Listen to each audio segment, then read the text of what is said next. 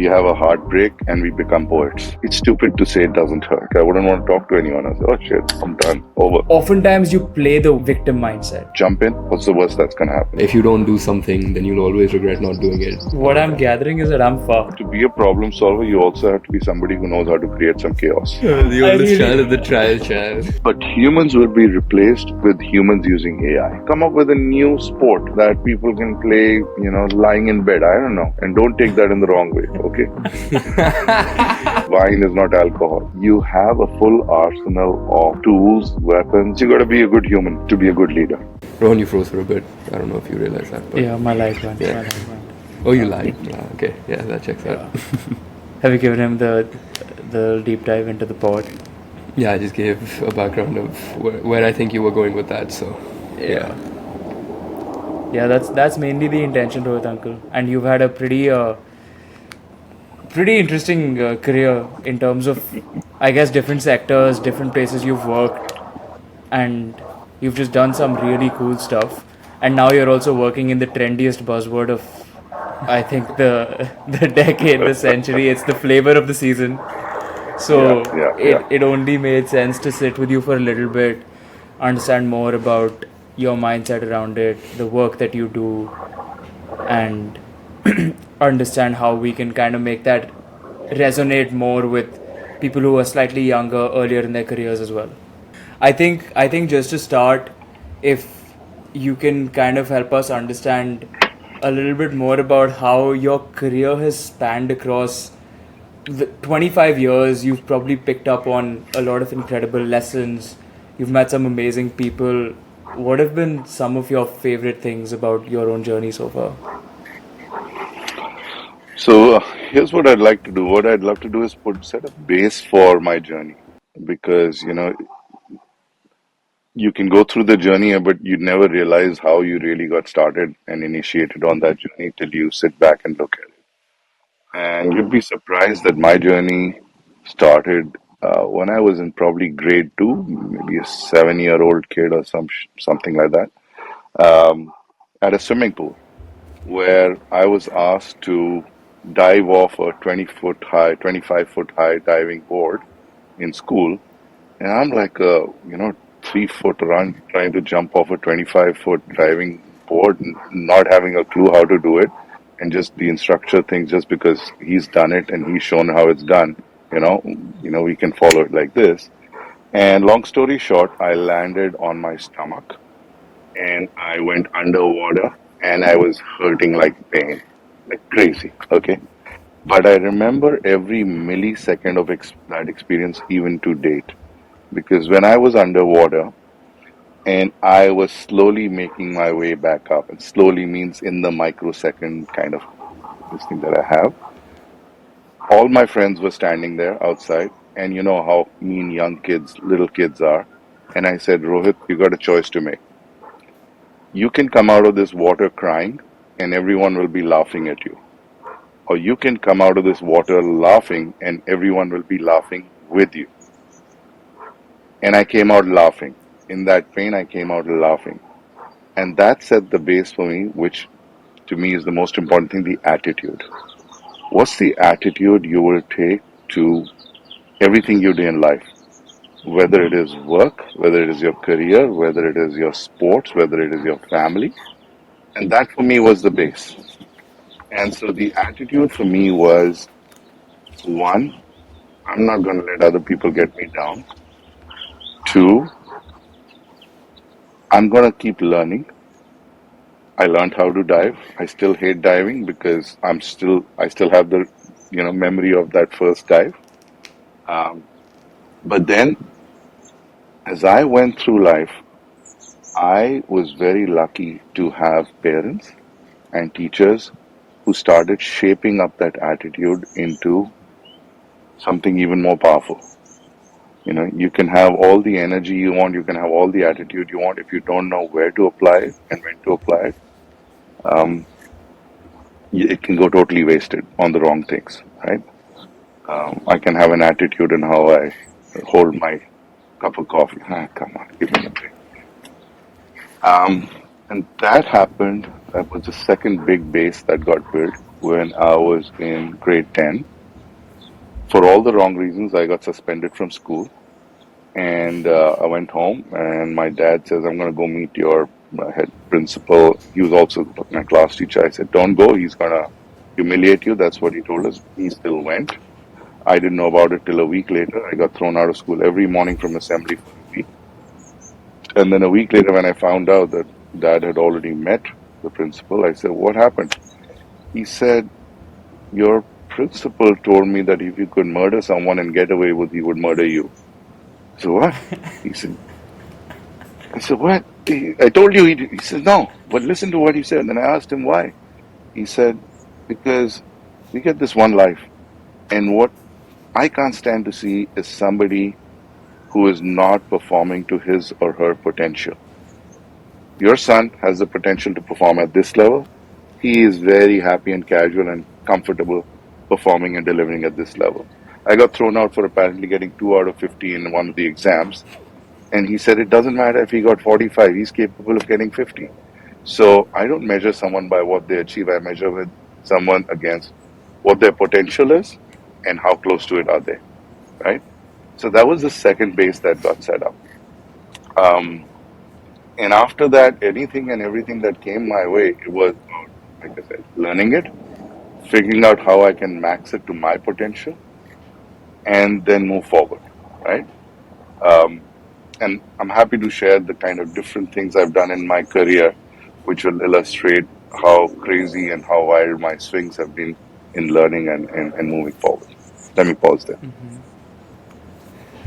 It's that's an interesting story. For a lot of people, like that mindset, that attitude that you touched upon, it doesn't really come naturally. Like for you being a kid, and having the foresight in a sense, but I feel like at that age you're not really thinking about anything, right? It's just however you naturally react, and so your natural instinct was to um, laugh about it instead of and laugh with people rather than be laughed at. But for people who don't have that attitude, how do you, navigate those kind of situations? How do you build that mindset to get out of that, victim mindset mentality kind of thing and change your Hmm. outlook towards life? Because I do completely agree with what you said about your attitude shaping most of your life. I think life is just what you make of it, and everything that happens in life is kind of just a projection of your own mind and your own attitude in the sense on the world itself, right? And so, how do you build those good habits at a young age? So, River, some of us are lucky, you know. Um, we have a heartbreak and we become poets. Some of us struggle to become poets without having a heartbreak, right? Um, Here's what I would say. I keep telling people you have an option to learn from your own mistakes or and from your own on your own experiences, or you can learn from other people's mistakes as well, right? Trust a few people, learn from them when they tell you some of this stuff. Don't kind of, it's very easy. I used to be your age at one point in time. Anything somebody older told me was like, come on, what would you know? You haven't lived in our generation. We haven't. But I almost got, I didn't get thrown out of the house, but for wearing torn jeans and stuff like that, that was revolutionary in my days for my parents to see that. Saying, what are you doing? Why are you tearing your jeans up? Or why are you still wearing your jeans which are torn and stuff? Right? So we, in our own space and time, broke a lot of glass. We understand what it means breaking glass, but we also understand what it now means to be a parent to see our kids and our mentees who are breaking glass. So we understand you guys, right? Learn from our experiences, learn from each other's experiences. If one of you has a heartbreak, the other guy can help you to ensure that you don't go into this valley of depression. You say, channel that energy in a different fashion, right? It's stupid to say it doesn't hurt. It will hurt. Accept the fact that it hurts. What are you going to do about that hurt? Are you just going to keep letting it hurt you again and again and again? Yeah, in the current environment, you might get fired from a job, right? Happens. Happens to all of us. I've had scenarios where I've, had to let go people. What's the attitude? Oh my God, I'm useless. I got fired. No, things change. The company was a 2,000 people company. Now it only needs 700 people, right? Your job was no longer needed. You were not needed. Well, figure out what you're good at. Rediscover yourself. Learn your own strengths. One of the books I really enjoyed reading was, Learn Your Strengths, the Strengths Finder stuff, right? Figure out who you are and see how you play to your strengths, right? Um, so, to your question, a lot of times you might not get the experience. Learn from the experience of the collective, right? You might not have the answers. I don't have answers to loads of things even today. And I'm blessed. If I had all the answers, like I wouldn't want to talk to anyone. I say, oh shit, I'm done, over. Right? Look for those answers, whether it's from your peers, your seniors, books, right? But always remember, it's very easy to kind of preach. Always understand the answers in the context of what they're talking about. Don't just pick and choose, cherry pick what you like and apply it to your own, to your own situation. You got to figure out what really makes sense. Hope that helps. If it doesn't, I Yeah, just say that's take the somebody on the 25th, 25 or 35 foot this thing and throw the person in, and then see what happens. there's there's so much actually to take away from that, and there's a part of me that just wants to start talking about how companies had 2,000 people and now only have 700, but I want to I want to focus on the softer side a little bit more. You've you mentioned attitude and potential as two very very key pillars, right? I have, at least in the conversations that we've had through the podcast and the different people we've met, there's a major disconnect in people being able to navigate that for themselves and earn that. And in that pursuit of trying to find what you're good at and rediscover yourself, oftentimes you play the victim mindset and you think, well, am I good enough? You question everything.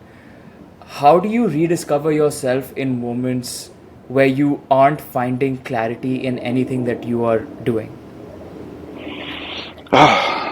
Great question. I'm going to try and answer it in two ways. One, if you're in any sport, whether it is golf, whether it is tennis, whether it is soccer,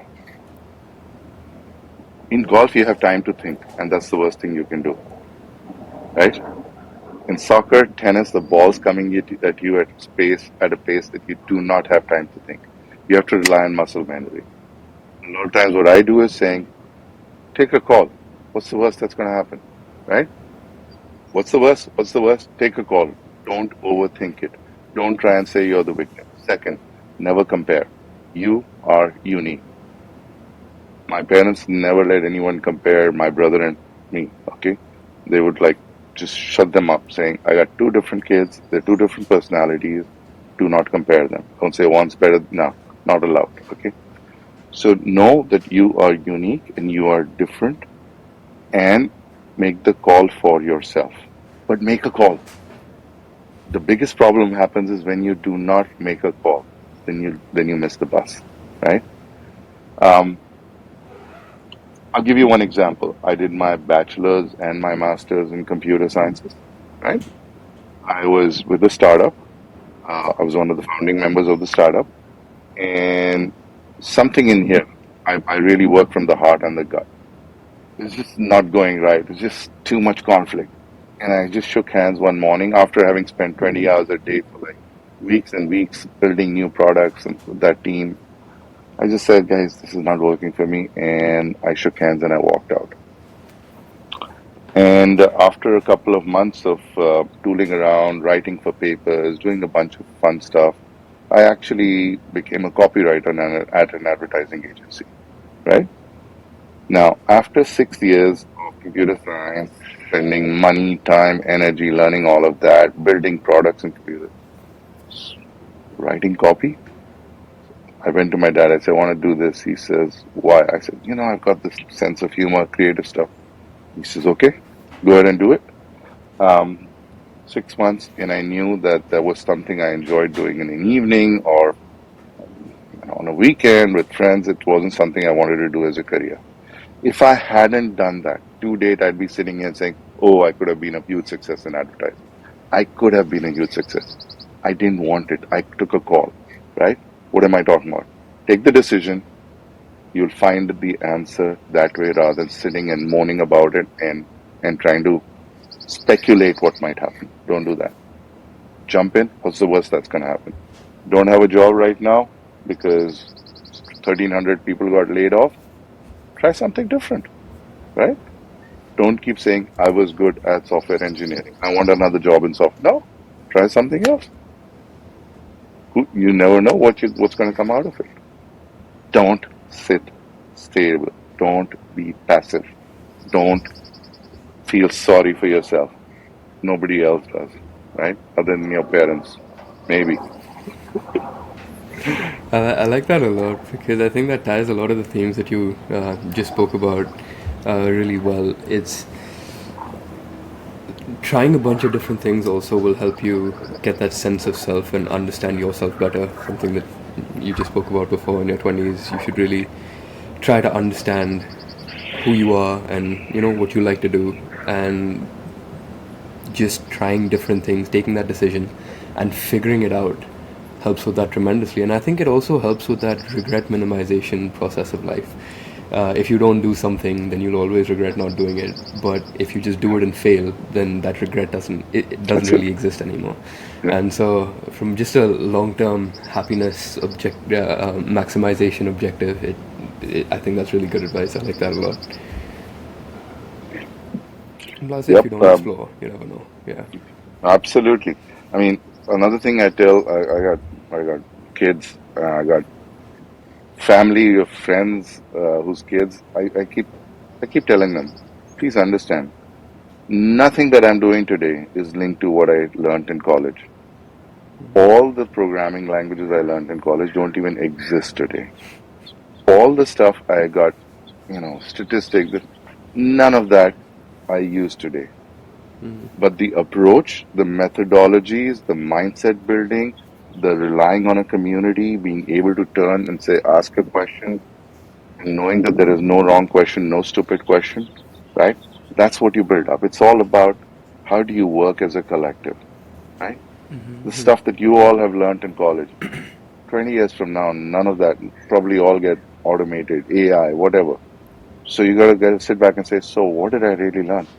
You learned how to work together with other people. You learned how to build stuff. You learned how to come up with new ideas, right? That's what's going to keep you going, right? And I think that's probably one of the best things. I think engineering in college is good for, is that framework, exactly what you're saying, that framework of thinking how to solve different problems. And I think that's what you're a computer science background, so I think you'll resonate with this. I studied CS as well. What I love about what drew me into computer science and made me fall in love with the subject is the fact that when you're writing code, if you want to solve a problem, you have to understand it to the level where you can write a solution that works line by line at the most fundamental level. And you can't really do that without really internalizing what the problem is and how it's supposed to be solved. And just that type of mindset, I think, just outside of computer science itself, I think it's a really good way to just tackle problems, whether they be professional or personal. And yeah, so that definitely does resonate with me. I What like I'm that. gathering is that I'm fucked. I don't I gotta go back to school. See, that's an attitude. Now you're feeling sorry for yourself. You're not. Figure out what you're good at, right? Oh, I mean, God. last time I wrote code was in 97, maybe 96, 97. And Oh that too wow. because we had a huge crash at a client site because somebody messed something up. And so I had to, roll up my sleeves and do something and fix it. So, that's the Yeah. last time I ever wrote any code. So it's okay, it's fine. And then I learned Six Sigma, I learned technology, then I had to learn AI. I learn every weekend and go back Monday morning pretending to know half the stuff I learned. So that's how it is. How do you have been through the dot com bubble? You have been Yes. through the gold rush of the internet era. You've been through the Great Depression. You have been through the biggest recession the country has seen. You're now going through an AI bubble. How have you continued to maintain a growth mindset and a learning first mindset in a world where I think a lot of times it's easy to kind of get very comfortable, you do really well in your life, and there's a certain way that it's all set up for you, but you seem to keep reinventing yourself and evolving with the time. How have you maintained that? So I'm trying to remember. There's a phrase I used to say. Um, Let me see if I can recreate it. It's about either you will be changed or you can be the change. It was something close to that. It sounded better when I first said it. Um, you know, so everything from our, you know, shastras and stuff, everything has taught us uh, that change is the only constant, right? So the Gita talks about it. Writers like Who Moved My Cheese talk about it. Folks who wrote that. If you haven't read that book, you should. It's a very thin, very fast, easy read, right? Um, so one thing is clear: change is going to happen continuously. Now, either you can be part of the team that's creating that change, or you can be part of the team that's suffering that change. And I'm used the word suffering very loosely. So I at least choose to be part of the team that creates the change, right? Uh, so I keep thinking of new ideas, new ways to make money for my company, new ways to do things, and that has served me well. And interestingly, and I'll share this in full confidence because I know you might blast it to the world. Um, it is There's always a bit of a fear of being redundant, becoming redundant. There is also the fact that after the first 10, 15 years of my career, by default, people looked to me anytime there was something that was gray and needed change. So you build a reputation, and then you got to live up to that reputation. So every firm I worked with saying, Rohit, we've been thinking about doing this for 6 months. We haven't. Can you figure it out? Oh yeah, this is easy. It can be done. Well, okay, why don't you just take charge of, figure out, do something with it. Right from the .com time, I set up a few new lines of business. Nobody had even heard of those things. Electronic bill presentment, which is like passe now, that you get all your bills and you pay them online. A 360-degree customer kind of thing, looking at their emails, their chats, their phone calls, and kind of integrating all of that to give one view. Technology makes it so easy now. How do you optimize stuff? I got patents and that at that time. People were like flummoxed by how to solve some of these things. It was like a wish list. And so if you go after the wish list, it makes life easy. Like I advise a lot of startups, and they're saying, we're doing this, what more? So just figure out what are the biggest pain points you come across in life, your own life, your colleague's life, and see how you can solve for those, right? So the thinking mindset. And when you start thinking and you're trying to revert back to what you said, you're trying to solve a problem, right? If at heart you are somebody who likes solving things, likes solving problems, then you will find ways to, and you will find things that you need to learn to solve that stuff, right? Whether it is learning how to use an electric drill or an electric saw or a screwdriver or a nail cutter or a thing, the plucker that ladies use to, you know, pull something out of nowhere and make something happen. So then you start looking for answers, and that's what works for me. I try and solve a problem. You, given that Does that answer your question? Imran, you're the problem-solving guy. Mm-hmm. 100%. Yeah, that's Given what my like reputation is: you're the one who innovation and solves. problem solving. Sorry, go ahead. Yeah, so like if you're the one, like you're the one who solves the problems, and it's like all different kinds of problems from different industries with completely different um, pieces of information that you need to synthesize really quickly. So what's your framework for understanding the problem very quickly, getting up to speed with what's going on, and then being able to navigate it and give some sort of recommendation to on how the problem should be solved, or at least approached, or at least thought about? So, great question. I'll give that answer in maybe two parts, maybe three. The first part is to be a problem solver, you also have to be somebody who knows how to create some chaos. So, in my other life, I am known also as somebody who creates chaos and creates problems for people, but in a friendly manner, right? Rohan is laughing because he knows what I'm talking about, right? Uh, Second part is one has to get to the core of what the problem is or why you're trying to solve it. And I use the framework that I learned in Six Sigma of five whys. You've got to ask why, WHY, 5 times before you really get to the root of something. It says, oh, we need to solve this. Why? Because of this. Why? And then you'll get to the core of the problem, or the core reason why that problem needs to be solved, right? Sometimes you need to go to six, but like five whys sounds good, right? That's the Six Sigma framework. Um, so I apply that very often, right?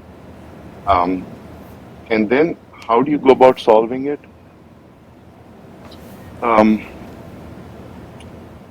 More often now, because I'm in the consulting world, I use a consulting framework called the strategic cascade, the choice cascade, right? Which again has these steps. What's the ambition you have? Who are you going to target? Da, da, da, da, but if I were to take a step back, I always look at the problem and I say, what's the people solution for this? What's the technology solution for this? What's the um, um, process solution for this? And at the core of it, what's the strategy, which has come from why do you want to solve it, right? So once you put those four building blocks together, you are you start building, you start creating the solution for each of those, and then you integrate them to get to the final answer. That's what I do. Interesting. Just give me 1 sec. Of course. Just give me 1 sec.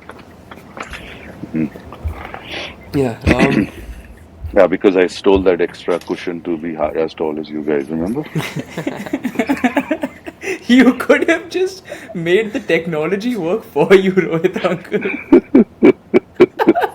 The technology would then be looking down on my six pack and stuff, and I didn't want to kind of intimidate Right. you guys. So. Yeah, we didn't want to go below the belt. That's not right. You wouldn't be able to stomach it. Take it on the chest, man. Let's move on. Too many puns. Too many puns. Coffee हो गया. Coffee हो गया. How often do your kids say, Dad, stop? Only when they are not able to come up with something smarter, or like it's directed at them. Otherwise, they partake, totally partake. How old are your kids? The eldest is 29 this year. The youngest is 21 this year. So Okay. So. 29, 28, 22, 21. It's a big year with a marriage as well, huh?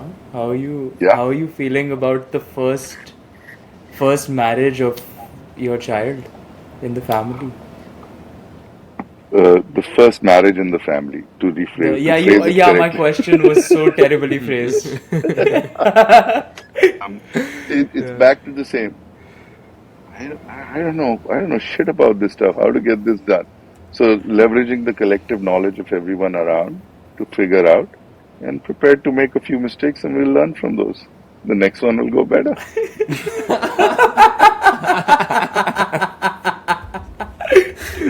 The oldest child is the trial child. I really hope Rudra and Rome watch this episode. What about the other two? Yeah, let's not go to Shireen and Sohani just yet. Let's focus on Rudra's wedding first. Oh God, that's absolutely brilliant. So with what you said a lot about the problem-solving approach and the frameworks that you've built, You have spent a lot of your career in consulting, in different kinds of consulting, and often what happens is that within consulting you operate on a very mile wide, inch deep approach, right? That's what Dad said to me before I joined. I did it for 4 years. That's exactly what I experienced. I felt like 100%.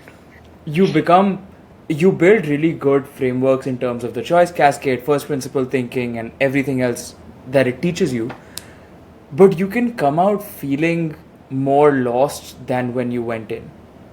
And Yeah. I speak for myself, of course, but I also speak for just conversations I've had with other friends of mine who have come out of consulting now, saying, I had a great experience, but I'm feeling a lot more lost now because I went so mile wide, but now I'm like, what the fuck is going on with my life?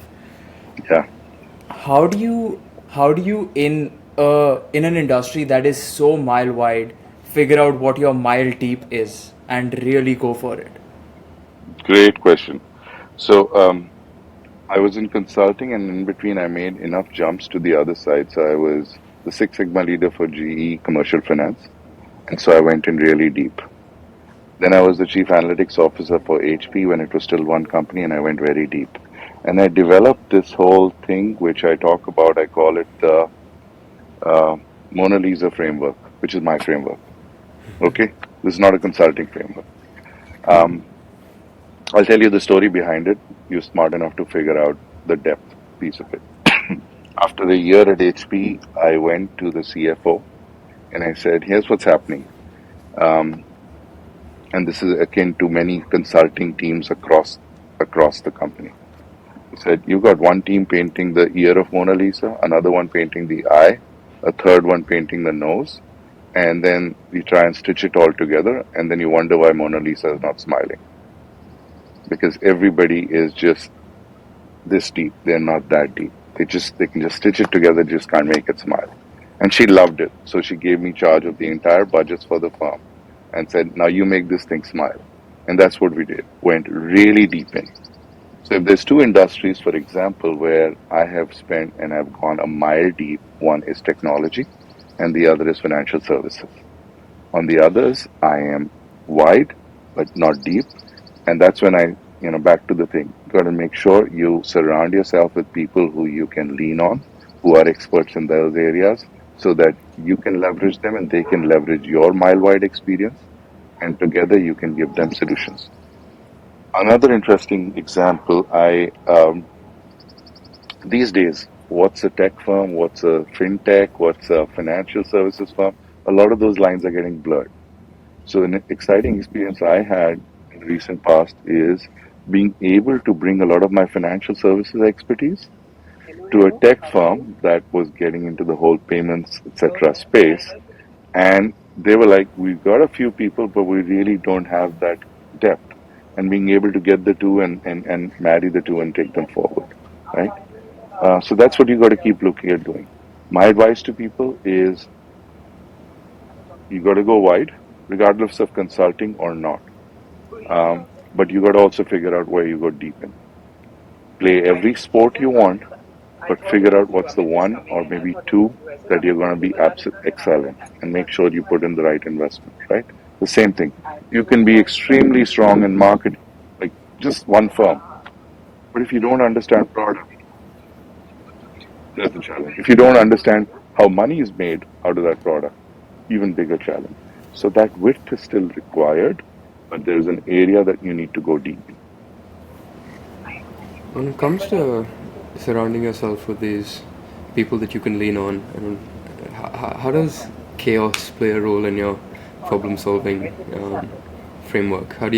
Why does chaos help? Why do you create chaos? What type of chaos? And like, how do you create it? Like, how does that work? Why is that Yeah. required?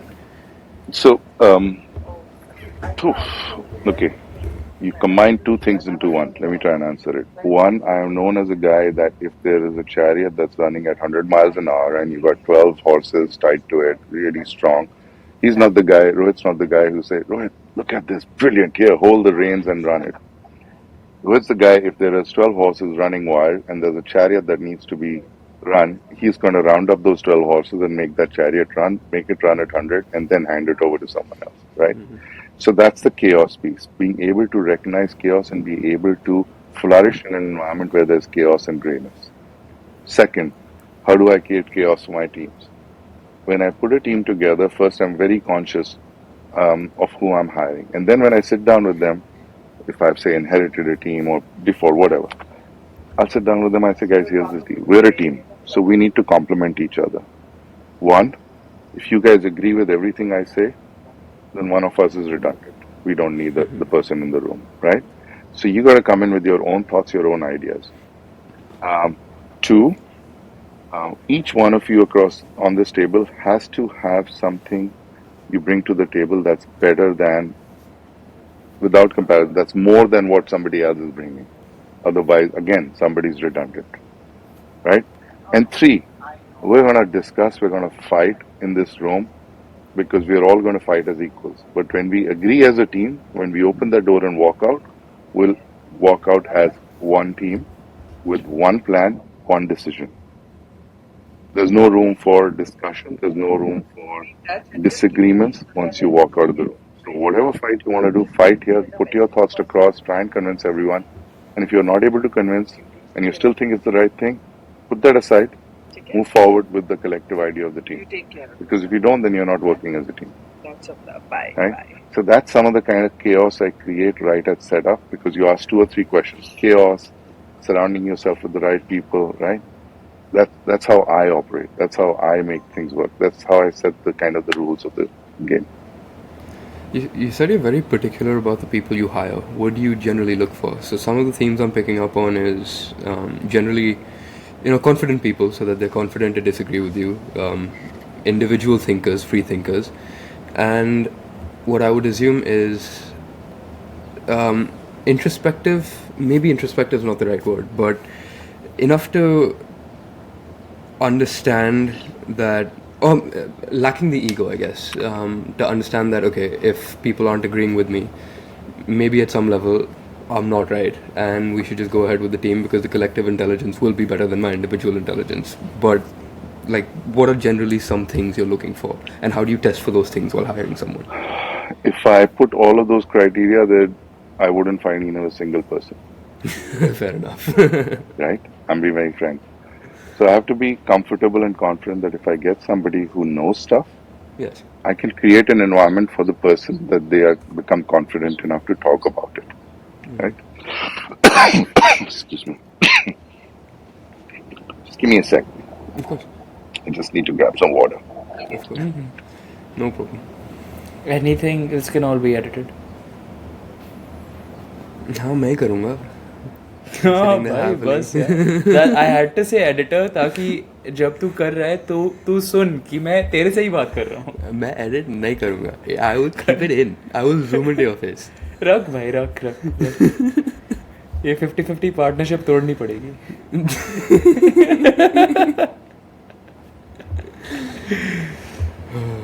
Sorry, Auntie just decided she's going to get the water for me because she was anyway going in. So I'm still sitting here, but lucky. Just give me a sec though. No problem. In the meantime, you carry on your banter and okay, here's my water. What a lovely day in California. I would love to be in California today. Aja beta, you're most welcome. Where in We are California here are only. you based? In Palo Alto. Oh, that's a lovely place. Yeah. Aja, They've got a kick-ass house. It's such a Enjoy nice, being like, here. wholesome house. I love it. Thank you. You Thank also you. introduced me to that whatever thing you use that you The sit down on inversion during table. work. That thing What is this? Inversion changed table. my life. changed Inversion my- table. What is that? Like, do you go upside down or something? Yeah. Just, Oh, that's exactly what it sounds like. Okay.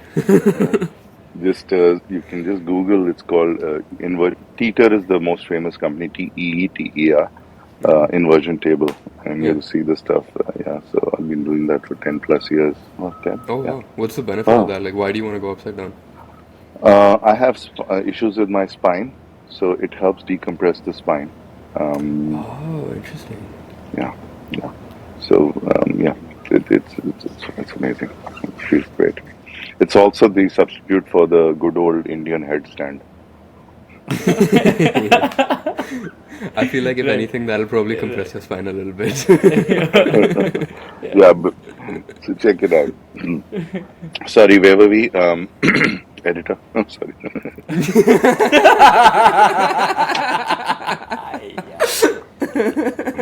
I'm so glad it's catching on. Rohan, what have you done? Uh, Yeah. No, you mentioned environment, and yeah, yeah, I think creating that environment is very important. I think you are what your environment makes you in some sense. I recently, very recently, just joined a American-based company. It's my first mm, experience with a American organization, and I'm just about a week in, and very quickly I can tell that it is an environment where I think I'll thrive the most. I think it's an environment yeah, where I'll do my best work. It's a smaller company, and I think 20 engineers, 20, 24, something like that. And there's that sense of urgency, and there is a lot of honest conversation. There's not a lot of yeah, tiptoeing around not hurting people's feelings. Like, if you fucked up, you fucked up. It is what it is. Go fix it, right? yeah. And I just again, it's only been a week, so I can't really say. But I think I've learned a lot about myself and really what brings the best out of me in that 1 week than I have in a long time before that. And so I like that you mentioned that creating that environment for the people where those skills that you look for can be developed. I think that is Yeah. probably one of the most important things, and probably one of the best signs when you're working for someone. Best Yep. signs of a leader is that they create that environment that can actually get the best out of you, and where your skills can be leveraged the most. So that's That's interesting. the true inclusiveness. That's the true that's diversity. that's That's the truly, true yeah, stuff yes. that, yeah, yeah, that's the true stuff that people have to gravitate to. I'll also share some of the things that I've talked about is might not have been my original idea, as in it got crystallized when I read this book called Art of War by Sun Tzu, Essentially, which talks about to win a war, you need all kinds of people. You need generals, you need commanders, you need leaders, you need foot soldiers. So you've got to create an environment like that. So that's what crystallized my thinking. I used to do it unconsciously before that, but that's what helped me crystallize. And then you've got to create the right environment, give the right kind of messaging to the right people so that they can move forward and do what needs to get done. any book You recommendations? Um, Well, see, now I've gravitated to reading very different kind of stuff. Interestingly, I reread Jonathan Livingston Seagull Okay. um, on a flight 10 days back. I read it like 30 years back, loved it again. Um, Another book I love is The Four Agreements. I've already talked about Art of War. Um, for fun, nothing to beat Douglas Adams' Hitchhiker's Guide to the Galaxy series.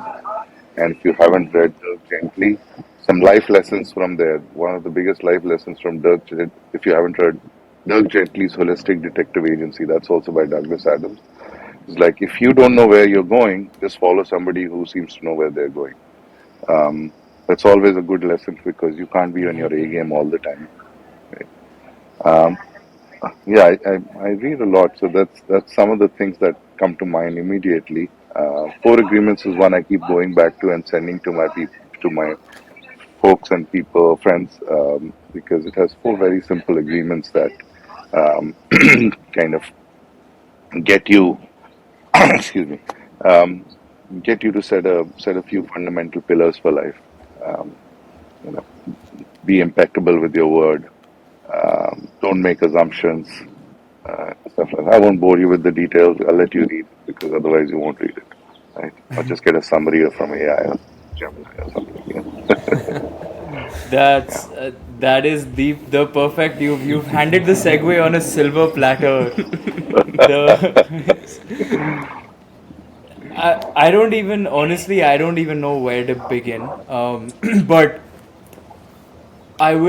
I am curious to hear your thoughts first from a more softer side in terms of if we zoom out, right, and we see this AI craze right now and the popularization of it. But if you zoom out a little bit, is there some kind of hidden cost to, like, the psychological and spiritual cost of machines and technology making so many decisions for us and affording us these kinds of luxuries of, here's a 400-page book, give me a give me a 10-line summary, like, where is that hidden cost?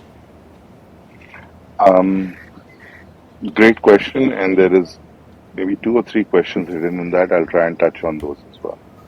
Um, One,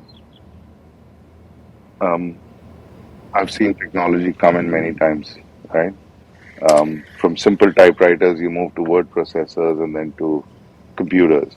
And he says, "Oh my God, if the computer's gonna remember, have a memory, what will happen with my memory and stuff?" Come on, life goes on, guys, right? Mobile phone comes. I don't see any of you guys complaining about mobile phone. We used to have those, phones you had to dial. If you were lucky, if you had a signal, you had to dial a number and then try and hope to get through, right? Uh, Life still goes on. You get figure out stuff. I'll tell you two or three things about this. One, first me. I will read a book and then I might go and ask AI to summarize the book for me so that it's a refresh. I still enjoy the journey of reading the book. There's so much depth and context you get when you read the book. I tell you these four agreements, you'll say, "Oh yeah," and then you'll forget about it. But when you read those four agreements with all the stories behind it and the rationale for it and what it really means, that's when you really can imbibe it. Okay? Um, Recipes, you can come up with stuff. Yeah, absolutely fine. New creative recipes coming out. I've got no problems with that. Absolutely cool with that. Yeah. So, reality is that um, it's not going to take away from us. A year back, sitting in this backyard, um, Rome had a question for Rudra and me because he had to submit his final assignment, and it was about AI and the future of AI. And his course was post-humanism, which was talking everything about after humans, what happens, right? And so one of the questions was, how will AI accelerate that? How will do it? So I said, if you really want to go on the softer side of it or the spiritual side of it, and you want to look at evolution, there were so many things that humans used to do with their hands, the physical part, which machines now do. We still continued, we do the next level of stuff. There's so many things that humans used to try and remember. Now machines do it for us. We use our stuff for other things. And reality is, we all know that we only use 10 to 15% of our brains. So maybe if AI starts challenging more and more of what we do, use our brain for typically, our brains will get freed up to work in a different manner and start exploring and using other parts of our brain so that we don't need a telecom connection, for example, to talk to each other, right? Maybe. Maybe we can project our images into each other's houses. That's scary, but like, what the hell, right? Core thing. We only use 10% of our brains. Physically, we have seen how sports has evolved because people have been able to do way more with their bodies than they could 100 years back. Why do we think the same thing will not happen with brains? I believe it will, right? And then there is the other aspect of it, the impact on humans. I'll pause, but see if that's where you want me to go. Yeah, definitely. So I get asked this question many times, saying, "Will humans be replaced?" I said, yes, they will be replaced. They've been replaced for so many years, so many decades, so many centuries. But humans will be replaced with humans using AI. You have micro tasks that humans will be replaced with AI, but when you look at the larger scheme of things, humans will be replaced by humans using AI. So our role as we go forward more and more Will be fewer people will be actually building AI, and I'm using that term very loosely. A lot more people will be training these AI engines, and way more will be using these AI engines and AI solutions to get stuff done which they couldn't get done before, right? I am wondering whether, this whole 40-hour work week, if we can get the same work done in like 4 hours, what do we do with the rest of the time, right? Will we do more work or will we free up our capacity to do something else? If effectively we're making the same money as a firm or as an individual, that choice will be ours. That choice I, will th- be ours. Yeah. well, I think given the competitive landscape of the world, choice will be ours in some sense, but if we can do the same amount of work in one tenth the time, there will be people out there who will just do 10 times the work. And so, to stay competitive, everyone will just have to do 10 times the work in the same amount of time. So, I think that equilibrium of how much effort everyone puts in per day, at least for a while, I think will stay the same. But again, I mean, you never know what happens. But that seems, I don't know. It seems reasonable to assume that. It's. I also completely agree with everything that you said. That it's just a tool right now. Yeah, it's just a Can I tool to record leverage that? You more agree with efficiency. everything I said? No, nobody's ever said that to me, that they agree with me on everything I said. Can I record that? No, just kidding. Just kidding. You're not hired, Ripper. You're not hired. I have to bring a different perspective. Well, I'm going into that different perspective, so maybe that'll help. But I agree that it's just a tool right now, um, and people will be replaced by people who use AI. But do you think there is some time on the horizon, eventually, maybe a decade, 2 decades, 5 decades, a century from now, where we create something that replicates human intelligence? And if it can replicate human intelligence and work indefinitely, and we can create an infinite number of them, then humans will just be replaced by not humans but actually just machines end to end. Do you think that can happen? And if that happens, what do we do? Like, what's the point of us anymore? What's our purpose?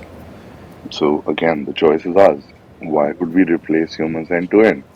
We will not let a robot enjoy our cup of coffee.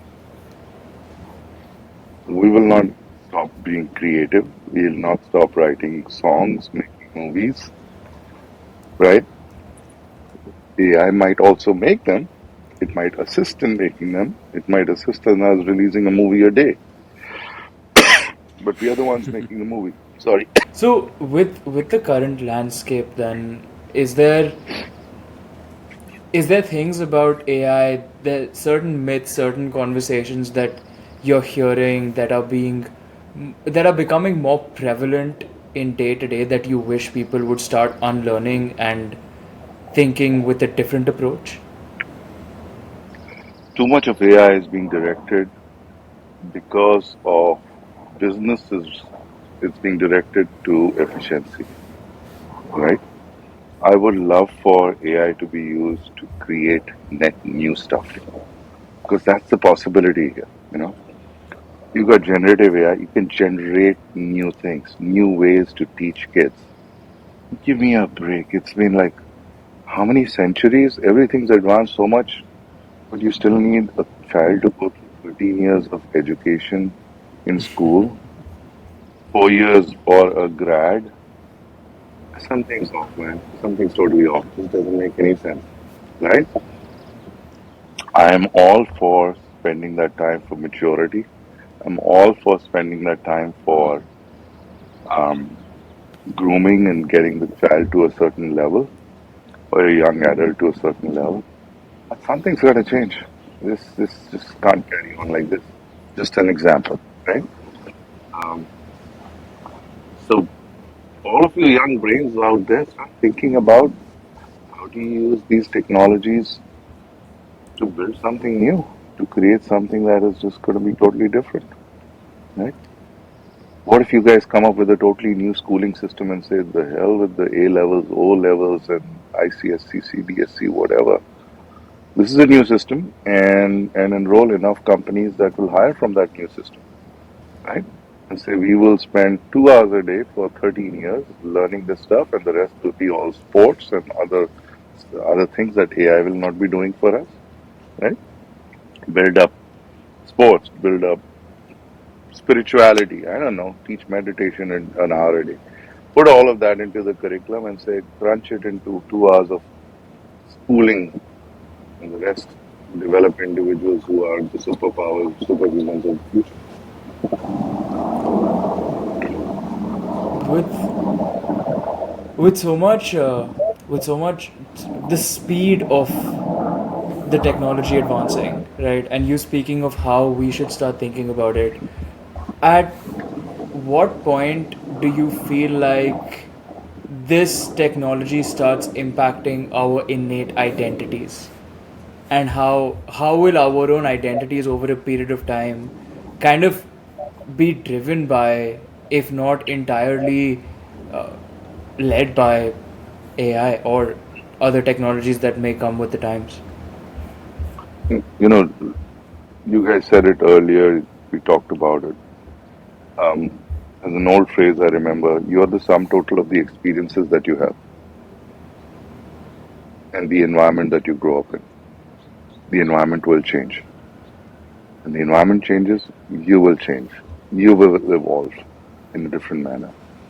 Just like we are so clumsy with some of the technology, and our kids are so much easier with it, you will figure out a way how to interact with AI and physical robots way better than we do, right?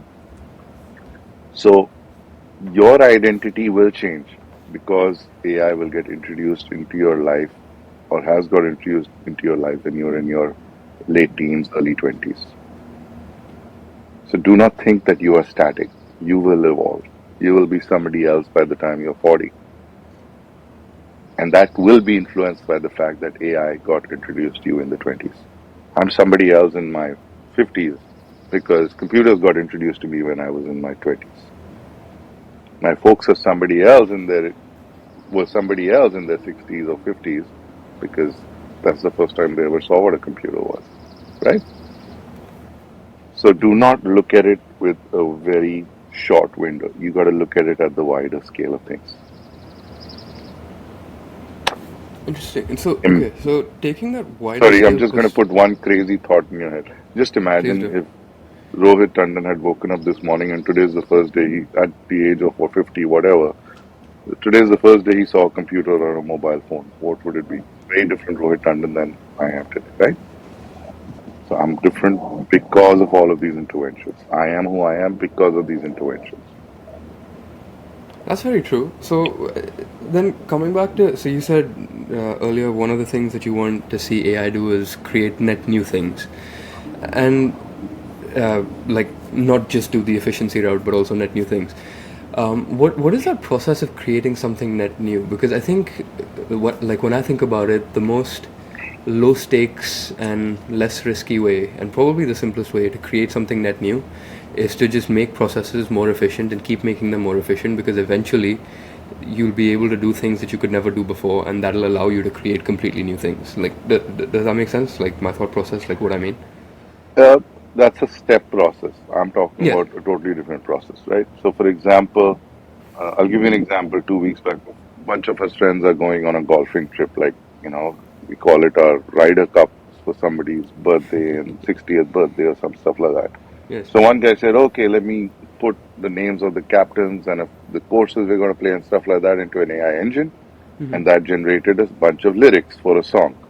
Okay. And I took it and I put it into another AI engine and created a rap song out of it. Net new creation, right? But what Yes. did we do? We automated the process of writing lyrics. We automated the process of adding beats, adding sound, adding voice. That's still step change, right? I'm saying, got to think about something totally new. Saying, why do we, and I'm just going to make up something.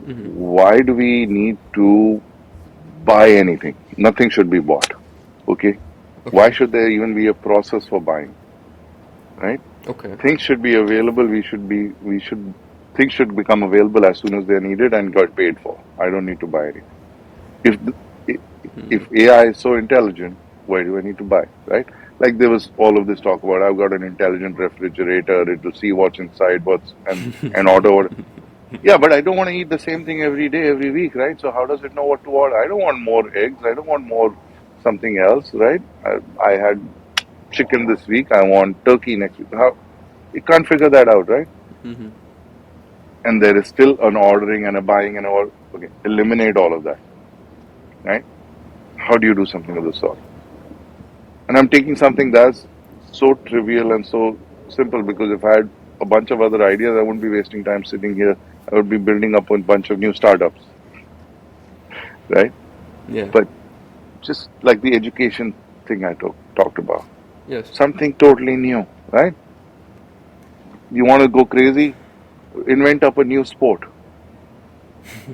Give it a bunch of parameters. The paddle ball didn't even exist, or whatever this not pickleball, paddle ball didn't even exist till a few years back, right? Where did it come from? Come up with a new sport that people can play, lying in bed. I don't know. And don't take that in the wrong way, okay? There's already enough shade thrown at golf, Rohit uncle. I don't think we can create a lying down sport. I don't know. I'm just, you know, What do you have to you say to the can't. people who say that golf isn't a sport? I think they're right, and they should stay away from the golf course. We'll get more tea times.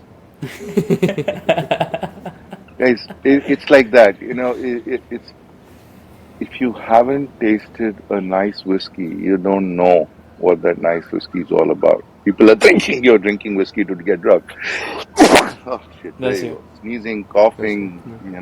next God knows what. I'll be choking or what the hell's going on. Right? Everything today. Um, People think, oh, sport.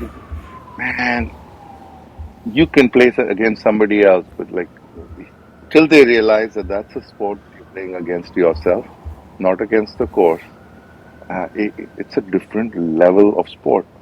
It's fine. To them, it's not a physically this thing, physical exercise.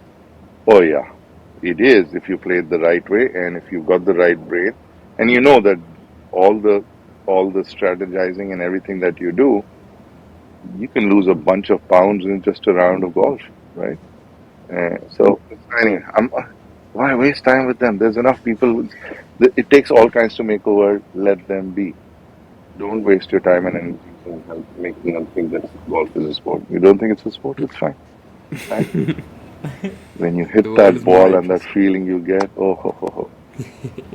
There's something magical about a good strike on a golf ball, Yeah, honestly. yeah. It's like Let's people so say so wine is not alcohol. Come on, you're not drinking wine for its alcoholic content. You're drinking it because you enjoy the taste and you want to try different wines and stuff. Forget it. It's fine. It's okay. there's so many layers we can go into with this. Just forget it. So Yeah. tell us something then. So if today you're in your 20s, I'm going to take an entirely different path from your earlier CS conversation, right? Say you're somebody in your 20s, you're not a coder, and you have this desire to be in the world of AI. There's a lot of noise, you're trying to filter it out. Where do you start? How do you approach that world so that over a period of time you learn and you navigate and you nurture yourself into the industry? So I would encourage all of those people to look at AI first, not get like, oh, everybody's got to be in AI. And you don't. Okay. You don't. Two, look at AI as a toolbox and figure out how best you can use those tools. Three, understand a business, whether an established business, financial services, how does that work? How does energy work? How does a tech firm work? Understand the business because there's no use having tools if you don't know where to apply it and how to apply it and to what cause. So, in my view, um, I'd given an earlier interview where I'd come up with a bunch of C's. I won't try and recreate it. But, what's going to be important is creativity. What's going to be important is how do you communicate. Communication is going to be very important because you got to communicate with AI, right? What's going to be important is community. How do you work together with with a bunch of people. Okay. Um, what's also going to be important is um, change management. How do you adapt to that change? Right now, I'm running out of C's because I remember I said a few more, but that's and content. One other thing, content. Whatever you're trying to solve for, what's the content? What's the context? You just take a bunch of these C's together, and you have a full arsenal of tools, weapons to be relevant for all times to come. Yeah. Don't get fixated by one technology. Today AI, tomorrow BI, next day CI, God knows what will come. Right? I've got a list till M if you want. Right? Business intelligence, customer intelligence, data intelligence, enterprise intelligence. I got a full list if you get me going, right? Don't just make sure you have these C's figured out and you will be relevant for life and successful in life. You make it sound so easy. That's my job.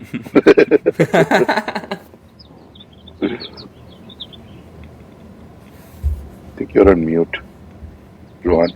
You're on mute. Made a rookie Okay. mistake with two techies. What's what would you say are some of the pillars and hallmarks to good leadership that you've learned in your career? First and foremost, you got to be a good human to be a good leader. That's the only way you can attract the right kind of people to work with you and stay with you. Work with you, work for you, whichever way you want to put it. Um, Second, you got to be able to take risks. You got to be able to take decisions. Third, all the C's that I talked about, all of them are relevant for a leader. If you can't bring about change or adapt to change, you're sunk. If you can't, if you don't have the context and the content of whatever you're a leader for, you're sunk, right? You can get away with without creativity in the current days, but in future it's going to be very important, right? Because more and more stuff will in future be about innovation, because a lot of the run-of-the-mill stuff ideally should be taken care of by AI. We've always been saying the promise of AI is that it'll eliminate the need for people to build AI.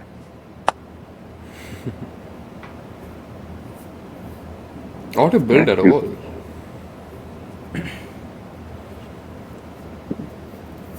How do you how do you speak to risk averse younger people that you meet today? Because you're so pro building and net new product, right? And there's a lot of risk averse, apprehensive people in their 20s, our circles, people that we're Yeah, surrounded by. sure. How do you how do you communicate It's a that with simple them? choice. If I had my way, I would take them to the tennis court and show them how I played 30 years back versus how I play today. I said, you have an option to adapt today or wait for 10 years and then have to adapt, right? Like I used to play with a wooden racket, then to composite, then change to all the new material that's coming, right? I had to adapt when it came out. It was so much easier to adapt when you're younger, right? So embrace the change and adapt it now. Otherwise, you'll be forced to do it 10 years later. You will not be as comfortable adapting when you're in your 30s as you are in the 20s. So adapt now. That's what I tell them. How come you use sports as an anchor for so many of your examples and references? I'm one of the things that I love doing is try and simplifying stuff. So I use sports as an anchor for a lot of things. I also use at times, depending on the audience, I use cooking as an anchor. I get analogies from there. My most recent one, I don't know if you call car racing as a sport. I've picked up a bunch from there. So I go around the block depending on who I'm speaking with, and I see the two of you and the audience that you talk about. I just felt that sports would be this thing, and I love sport. You know that. So it just becomes easy to me. What's your favorite sport? Tennis and golf in that order. Oh, in that order. Okay. very clear about it. Yeah. Yeah, If yeah, I and could you. play tennis as much as I could, I would, but I don't. That's the good thing about golf is you can play it for a very, very long time, and you can work around injuries, and it's something that'll actually last you your entire lifetime. Yeah, I think the perfect closing question, which we ask all our guests, is if you have one piece of advice to give to anybody in their 20s today, what would it be, and why? Whoa, that's a tough one. One piece of advice. Um, I would go with